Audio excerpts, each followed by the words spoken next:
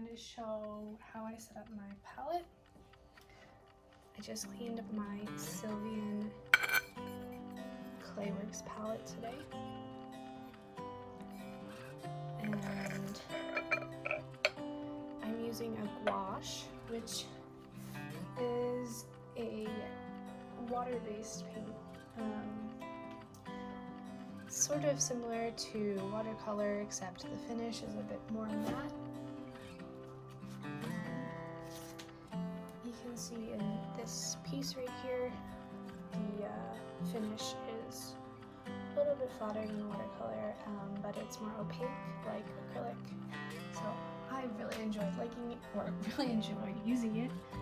And today we're just gonna start with setting up our palette from warm tones to cool tones, and I like keeping my palette that way because then it's easier for me to mix different shades. So I'm just going to start with my white gouache. I am using a brand called Talons. I got this in Helsinki when I was living there. So I'm just going to go ahead and put a little bit of white at the top, and I try not to use white, but I always end up mixing my colors to make them a little bit lighter because they're so pigmented. And this deep red, these are the only gouaches that I have on hand right now. I'm gonna buy more soon, but I've just been able to mix my own colors between, I think I have like 9 different paints right now, but it's super easy to get different tones. Like lighter, you just add white, or you add the color next to it to sort of tone down the pigment. So I'm not even gonna put a lot of this red because it's so pigmented. It goes such a long way. Then this one is a burnt sienna. I ended up not buying an orange just because I thought it would be pretty easy to mix red and yellow. So I just went for like the primary colors when I was buying paints. So I'm just gonna squeeze in like a really little amount into these holes or wells. Recently I've been using a lot of yellow, more so than the white. I guess the yellow is sort of like an easy mid-tone to work with in between greens and reds. This guy is like a little watery, probably because maybe it was in the sun today. Yeah. Okay, and then the next, oh, I didn't show what color this is. This is called just yellow ochre. I just ordered a lighter yellow because this one has been getting like a little muddy when I'm painting, and I just would prefer like a lighter, brighter yellow. So I'm waiting for that. Should come in the mail soon. But next I'm gonna go with a dark green. I picked out a dark green when I was buying paints because really when you buy a lighter paint, you're just like basically buying pigment with less of its saturated pigment in it. So I just went for the darker ones to make my own. And the green is also super pigmented, so I don't need a lot. So I don't put a lot there. And then I have 2 different shades of blue right now. One's a light cyan or a light blue, and this one is a Prussian blue.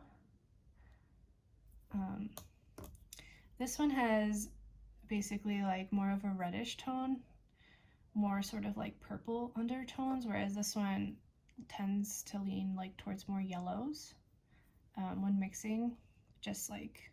So I'll just go ahead and put the cyan or the light blue here.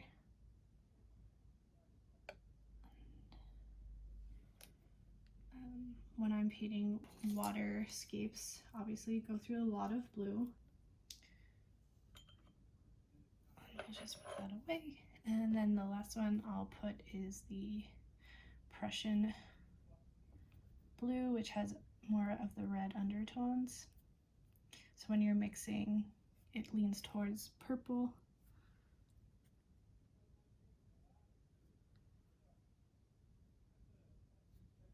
Well, that's basically my palette setup. I also have like a sepia tone where if I'm going back and doing shadows or something, I'll pour this like in the middle of my palette, but right now I think I'm gonna leave it off just because if you like mix it in accidentally, all of your tones can get a bit muddy. That's the basic setup of my palette. So I have like my warmer tones and then my cooler tones at the bottom.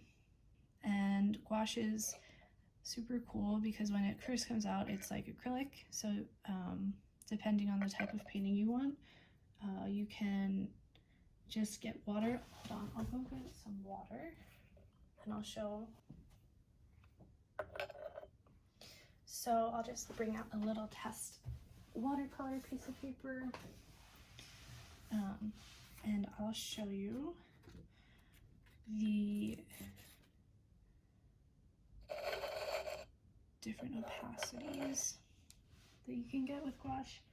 It's similar to acrylic when it's super wet. It's very opaque.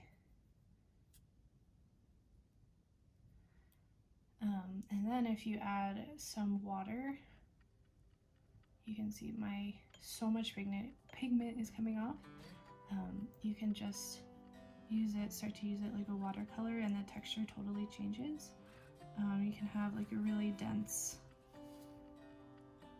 sort of wash, and if you keep adding water to it, this is a cool exercise too, to just keep dipping your brush back into the water. You can see how it starts to get thin, and then eventually you can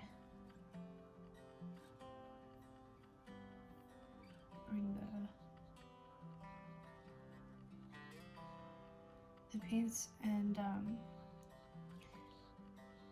wherever you move your brush is where like all the pigment will end up staying.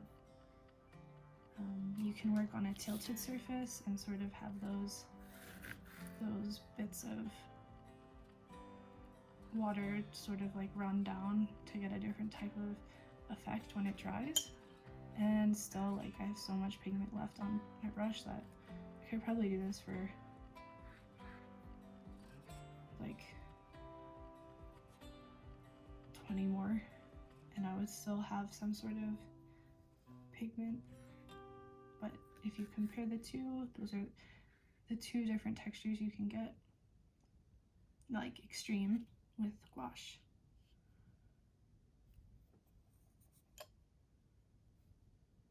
And we can try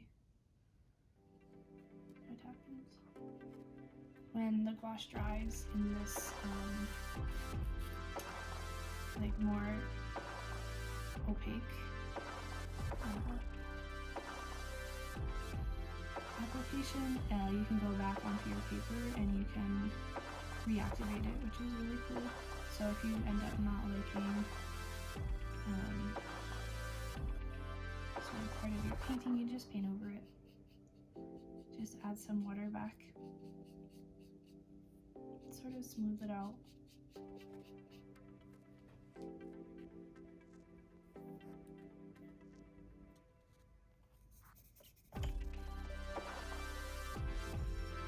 And now even my water's like almost like a wash itself.